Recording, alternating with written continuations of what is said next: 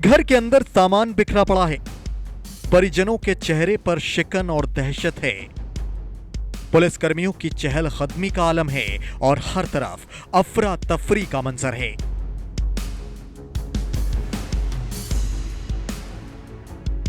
तस्वीरें कानपुर देहात के अकबरपुर थाना इलाके की हैं, जहां एक ही रात एक ही थाना इलाके में दो बड़ी चोरी की वारदातों को अंजाम दिया गया। चोर एक ही रात में 50 लाख के करीब का माल ले उड़े, अलग अलग दो घरों से, वो भी चहलकदमी करती पुलिस की नाक के नीचे से। जिन घरों में इस वारदात को अंजाम दिया गया, वहां से वजूद में आई इस तस्वीर को देखिए। घर में दाखिला लेने के लिए उन चोरों ने किस तरह दीवार तोड़ी और वहां रखा भूसा हटाकर स्याह रात में घर में घुसे और वहां रखा करीब 35 लाख का जेवर, कैश और अन्य जरूरी सामान ले उड़े।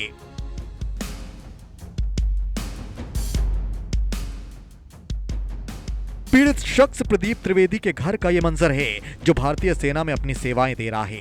वहीं प्रदीप के आवास से कुछ ही दूरी पर एक और बड़ी चोरी की वारदात को अंजाम दिया गया, जहां रात के अंधेरे का फायदा उठाकर चोरों ने लाखों के माल पर हाथ साफ कर दिया।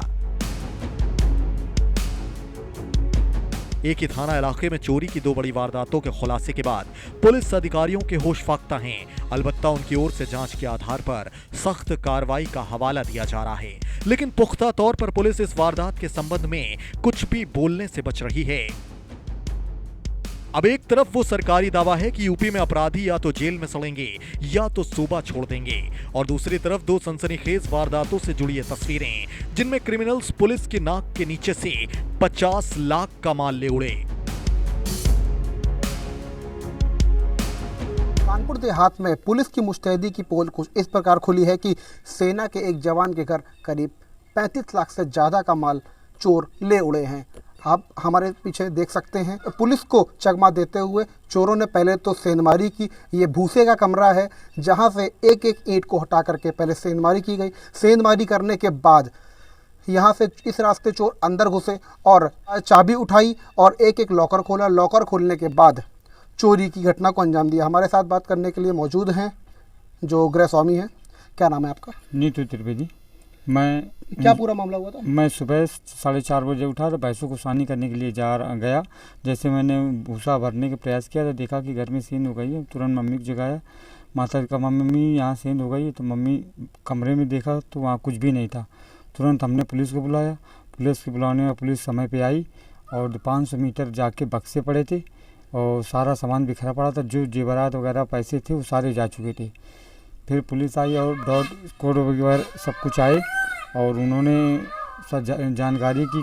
जैसे हमारे गांव में एक कुत्ता था जयविंद सिंह का, वो वहाँ पे ले आए और वहाँ पे कुत्ता डॉग स्क्वाड था तो घायल हो गया। उसके बाद वहाँ की घायल कौन हुआ था? कुत्ता घायल हुआ था क्या डॉग स्क्वाड के जो कर्मी थे? नहीं, कुत्ता घायल हुआ था।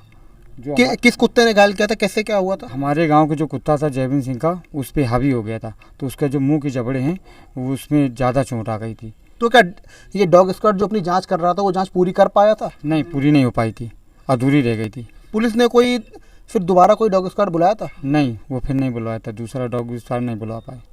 अच्छा, अभी इस पूरे प्रकरण में करीब कितने की चोरी आकी जा रही है? अब यहाँ तो चोरी आकी जा रही है। मैंने लिखाया तो उसका बस ये लिखा, जो प्रमोद कुमार शुक्ला जी हैं उनसे बातचीत की तो वो मैंने पूरी लिस्ट दिखाई कि ये लिखा है। वकील साहब ने लिखाया था तो उन्हें कह दिया कि इसका जो पैसा है और ग्राम है ये नहीं लिखाना है, केवल लिखाना है कि कितना है, बस उतना। जैसे मैंने सोना लिखाने का प्रयास किया, हार 2 गायब हुए हैं तो वकील साहब ने इसका आकलन कर दिया कि 2 ग्राम 3 ग्राम की 2 हार हैं, अंगूठियाँ इतने की हैं, तो उन्होंने केवल ये बोला कि अंगूठियाँ लिखा दो, जनीरे लिखा दो। ऐसे तो कोई हार अगर मान लीजिए 25 ग्राम का है, 23 ग्राम का है, तो उसको तो 11 ग्राम का भी दिखाया जा सकता है। हाँ, बिल्कुल दिखाया जा सकता है। तो ये बात किसने बोली थी? ये प्रमोद कुमार शुक्ला जी ने बोली थी। देखिए, यहाँ पर आप साफ तौर पर देख सकते हैं कि पुलिस ने पीड़ित पक्ष पर दबाव बनाया था। सेना में इनके बड़े भाई, जिनका नाम प्रदीप त्रिवेदी है, वो तैनात हैं और सेना में तैनात एक कर्मी जो देश की सेवा करता है, उसी का घर सुरक्षित